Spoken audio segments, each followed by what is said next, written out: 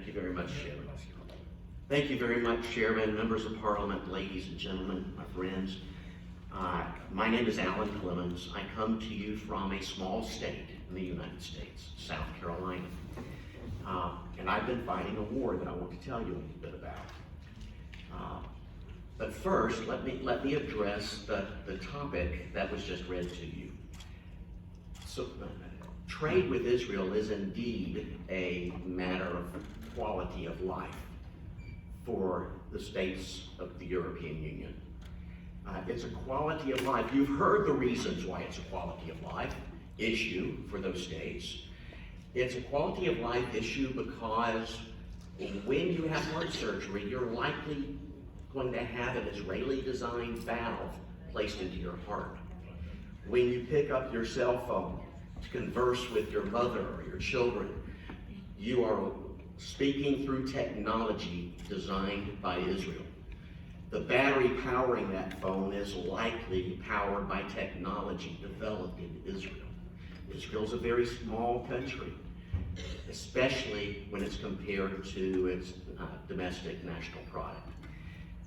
Ladies and gentlemen, without Israel, our quality of life decreases in our home countries. But I'd suggest to you that there's another reason that our quality of life decreases without our support of the Jewish nation. And that reason would be a biblical reason. That reason can be found in Genesis.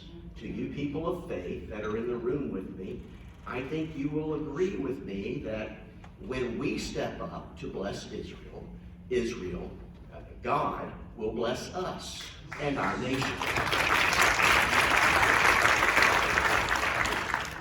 That's a driving factor for me, and I think for you.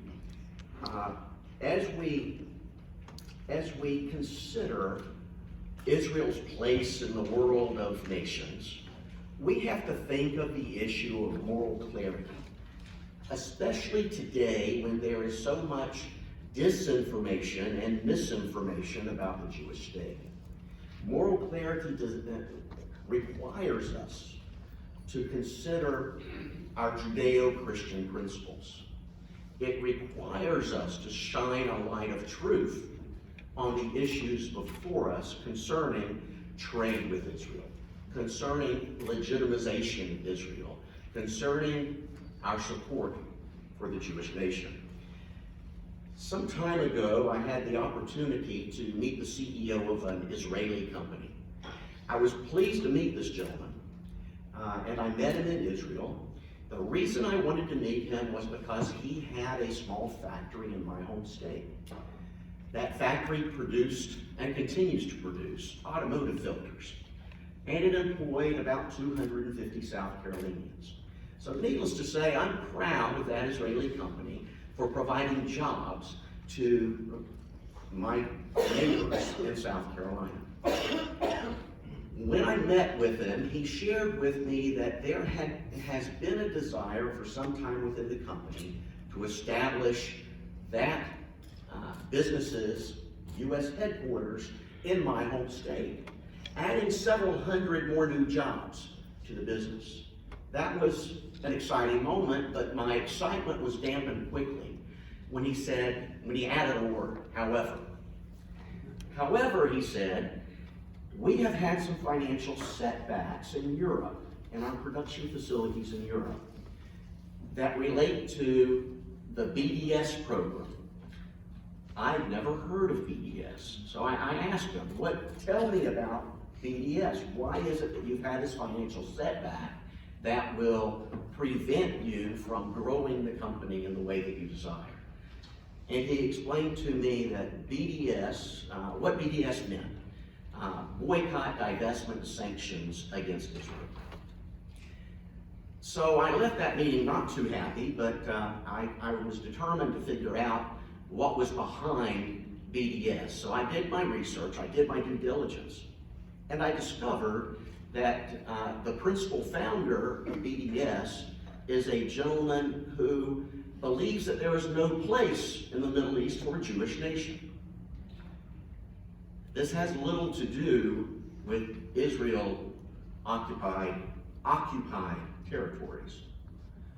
It has little to do with Eastern Jerusalem or the Golan Heights. It has everything to do with the only Jewish nation in the world, being Israel. As I learned more about PBS, that's when I decided I was going to take up the banner and do battle.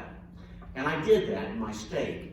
I worked with a gentleman I had met sometime earlier in Israel, who I believe to be the world's top expert on trade matters and matters of anti-Semitism and discrimination as they involve Israel, Eugene Kantorovich, who you will hear from shortly.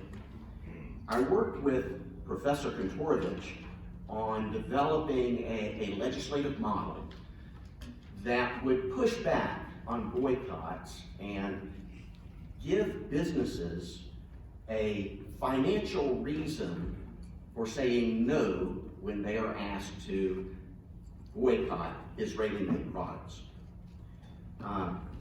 That program is pretty simple, actually. It prohibits any company that is engaged in a boycott of Israel from doing business with my home state or any of the political subdivisions, the cities or counties of my state. And the second part of that model is that for any companies that participate in boycotts of Israel, my state will not invest any of its resources, any of its retirement funds or other resources in those companies. Very simple model. I proposed it to my General Assembly, where I am one of 124 members of the House, a total of 170, including the Senate. And that bill passed unanimously in South Carolina. Unanimously because we recognize Israel's right to sovereignty and Israel's right to be the Jewish nation among nations.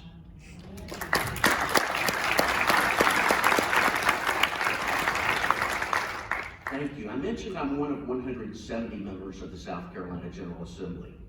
In the United States, there are 7,383 members of state legislatures. I'm one of those.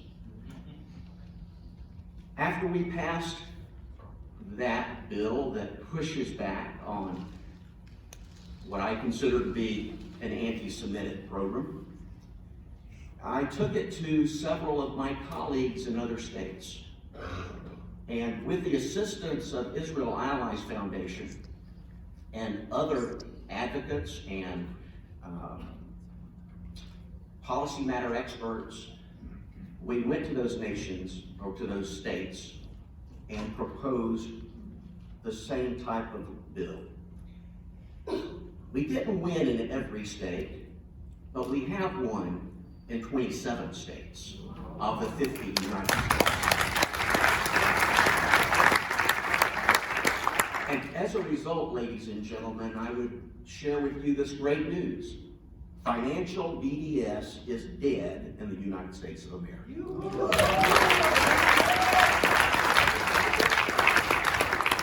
Now that, I'm not a United States Congressman. I am a simple member of the House of Representatives from South Carolina. But I believe, as Isaiah prayed, that in the latter days, weak hands be made strong. I believe that God strengthened my hands and the hands of my colleagues to support Israel and to push back on the dark forces of lies and obscurity. Ladies